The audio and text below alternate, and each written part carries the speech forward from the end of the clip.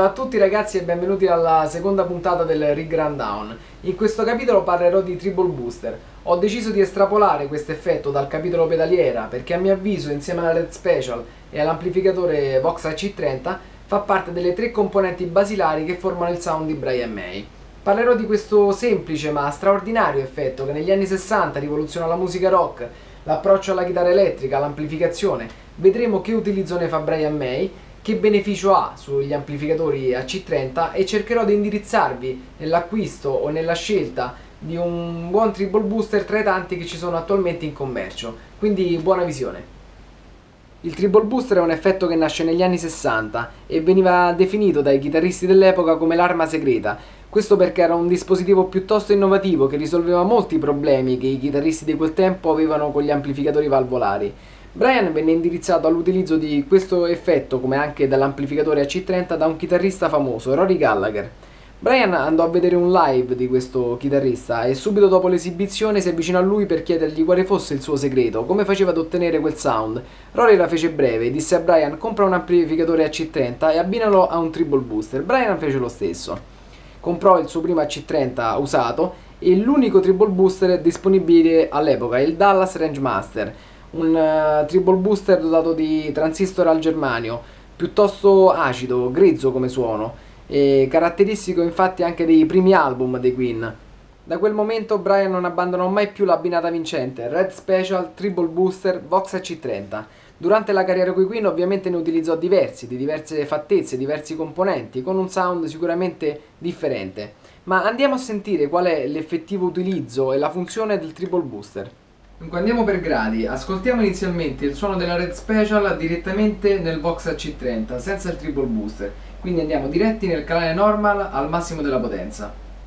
Quindi mettiamo il jack della chitarra nel normal dell'AC30, CC2X in questo caso, alziamo il volume del normal al massimo e il volume del master al massimo.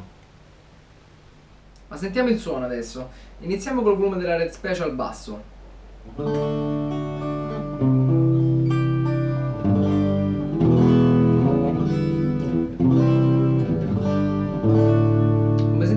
Piuttosto morbido, rotondo, armonioso. Il problema viene quando si alza il volume della chitarra e l'amplificatore va in saturazione.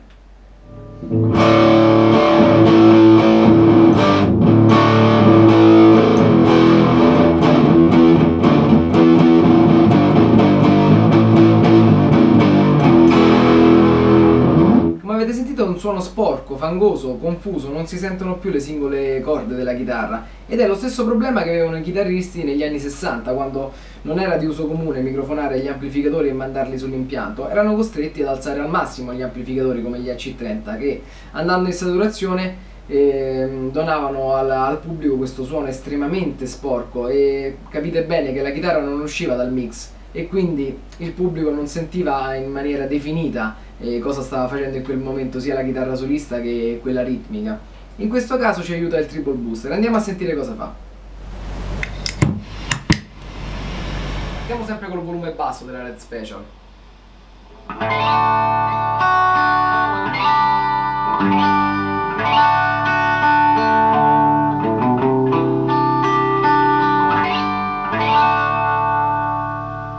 Come sentite è una differente definizione del suono, anche l'azione del sixpence è molto più evidente col Treble Booster attaccato e anche con il volume al massimo la saturazione è nettamente differente perché le note sono più definite, ogni singola corda si può sentire nel mix generale e la saturazione non è assolutamente fangosa, rimane molto frizzante.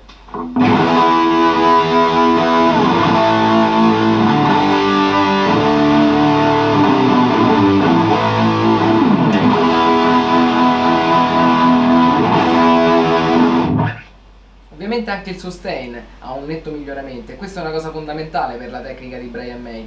Come sapete lui gioca molto col feedback della chitarra, con il sustain della singola nota durante ad esempio una parte solistica.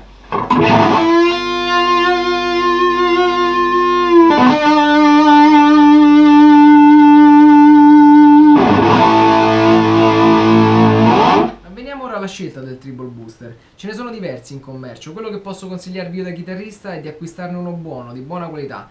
Spesso viene sottovalutato, ma credetemi che per esperienza personale un buon triple booster nella catena degli effetti fa la differenza, si sente. Vi evita fastidiosi ronzii, interferenze, vi garantisce un'ottima qualità del suono e state tranquilli perché sicuramente c'è qualità e quindi c'è una notevole affidabilità, non rimarrete sicuramente senza suono, a meno che si scarica la batteria.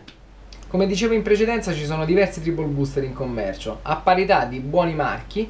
L'unica differenza la fa il vostro gusto personale. Quindi se preferite un suono più scuro rispetto a uno più chiaro, uno più saturo, uno più pulito, come vedete io ho diversi triple booster. Sicuramente farò un video comparativo tra tutti quanti in modo tale da potervi dare la possibilità di farvi una vostra opinione. Io attualmente utilizzo il Fryer Super modello Marco, ma anche il Fryer Super normale in alcune occasioni. Vado in giro con entrambi i triple booster a seconda degli spazi, quindi come risponde l'ambiente al suono della chitarra, agli amplificatori, ma anche come risponde il mio orecchio. Ogni sera abbiamo una percezione diversa del nostro sound e quindi avere un paio di triple booster è una cosa molto buona a mio avviso per permetterci di variare, anche se minimamente, le sfumature sonore del nostro setup. Dunque ragazzi, spero che il video sia stato di vostro gradimento e che anche i meno esperti abbiano capito la funzione del triple booster nella catena di effetti di Brian. Come al solito, se avete dubbi, se avete domande, commentate qui su YouTube, iscrivetevi al canale e ci vediamo alla prossima puntata del Rig Rundown.